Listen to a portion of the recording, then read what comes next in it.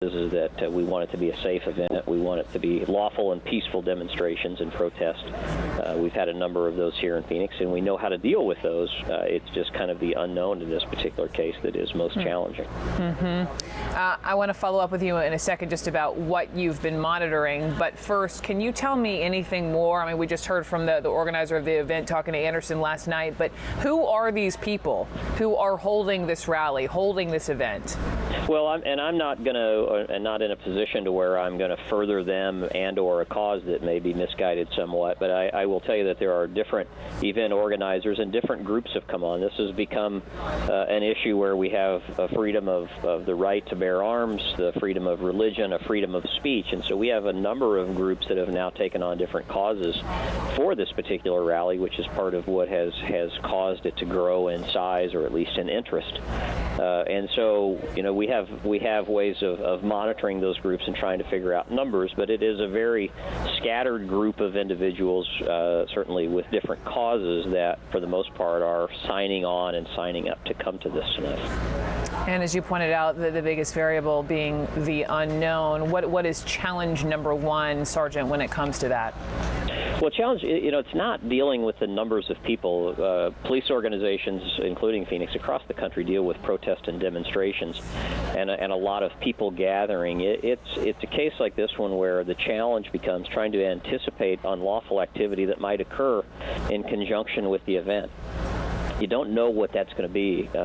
You can follow the social media. You can listen and watch and talk to organizers. Certainly, we'll have eyes and ears on the ground, and we've got cameras that are in place to capture the things that go on, and we'll have some road closures that are in the area to try to manage traffic and those types of things. But you're correct. It's going to, the difficult portion of this is simply trying to anticipate if somebody wants to come in and turn this into an unlawful activity.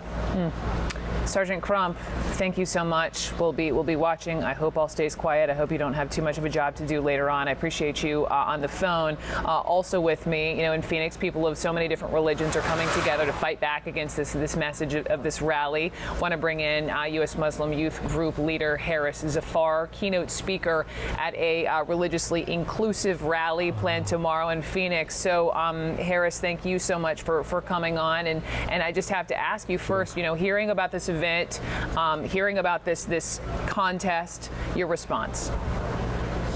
Well, thank you, Brooke, for having me on. This rally in Phoenix today is just absolutely ridiculous. I mean, actually calling people to assemble with armed weapons and to likely shout abuses or shout at people coming in and out of a house of worship while wearing a shirt that says F Islam is beneath the integrity of any civilized person, which is why we believe that the freedom of will, the freedom of speech that has been gifted to us by God, it does come with some requirements to self-restrain that speech and self-restrain that action, to self-govern that.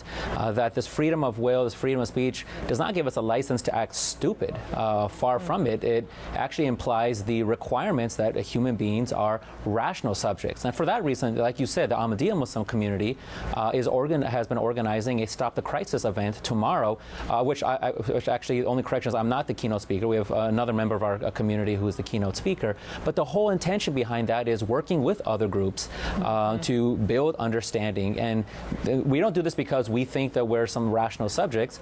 Under the guidance of the Khalifa of the International Ahmadiyya Muslim Community, this is what we do. He tells us to build bridges. Islam is not beyond contempt or beyond being challenged, but let's do it in a way that we can understand each other, not try to create animosity and hatred for one another.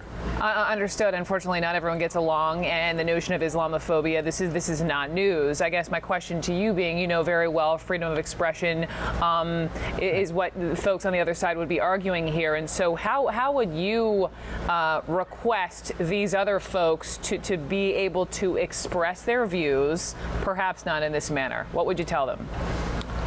Well, I guess there's two things that come to mind. One is, I think the track record of many Muslim groups, and the Ahmadiyya Muslim community is just one of them, is that we actually have open forums with somebody. We've had many people ask us very challenging questions, and we welcome that. If anyone has any issues with how they view Islam to be, what's written on the Quran, as the organizer said with Anderson Cooper last night, to come to us and actually hear it from us. Don't hear it from the hate mongers and the evildoers out there that try to create separation.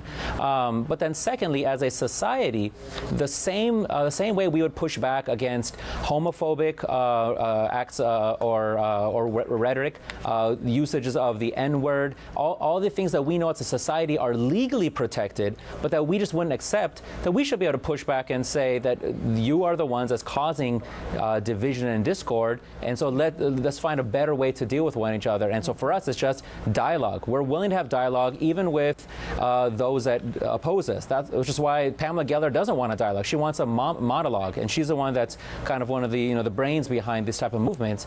We've asked her to have a dialogue with us, an open debate with us, and she hasn't taken us up on the offer. That shows that this is not a sincere effort to understand one another. She was one of the organizers of the event in Garland, Texas. We all saw what happened there. Just for context for our viewers, Harris Zafar, thank you. I really appreciate your time. Thank you so much, Brooke. Appreciate it.